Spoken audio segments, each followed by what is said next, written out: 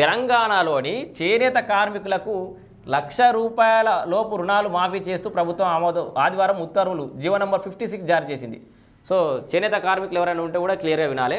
2017 April 1 నుంచి గత ఏడాది మార్చి 31 వరకు రుణాలున్న వారికి ఈ మాఫీ వర్తిస్తుందని 2017 ఏప్రిల్ 1 నుంచి బాగా డేట్ గుర్తుపెట్టుకుని లేకపోతే రాసి పెట్టుకోరి. 2017 ఏప్రిల్ 1 నుంచి గత ఏడాది మార్చి 31 దాకానే, పోయిన సంవత్సరం మార్చి 31 దాకా రుణాలున్న వారికి మాఫీ వర్తిస్తుంది. ఏంది? ₹1,00,000 లోపు రుణాలు మాఫీ చేనేత కార్మికులకి.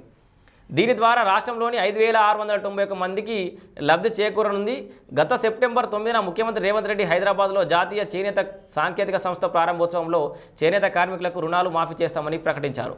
దీనికి అనుగుణంగా చేనేత శాఖ కసరత్తు చేపట్టింది. గత ప్రభుత్వం 2017 మార్చి 31 వరకు చేనేత రుణమాఫీ అమలు చేసినందున సో వీళ్ళే క్లియర్గా ఒప్పుకున్నారు. 2017 మార్చి 31 వరకు వాళ్ళు మాఫీ చేసారు గత ప్రభుత్వం, కాబట్టి ఇప్పుడు మేము చేస్తున్నాం.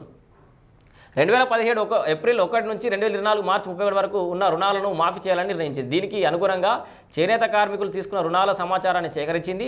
మొత్తం 5,691 మందికి వ్యక్తిగత రుణాలు ఉన్నట్లు గుర్తించింది.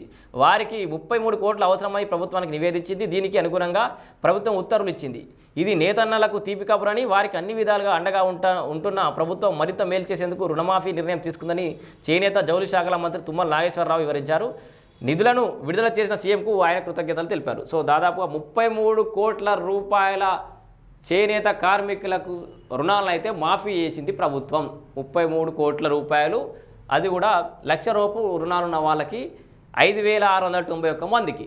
సో అంటే జీవో జారీ అయింది. ఇవాళ రేపటి నుంచి అకౌంట్లలో అది క్లియర్ అవుతూ ఉంటే బ్యాంకులలో ఏమైనా సమస్యలు చిన్న చిన్న సమస్యలు ఉంటే చూసుకోవాలి.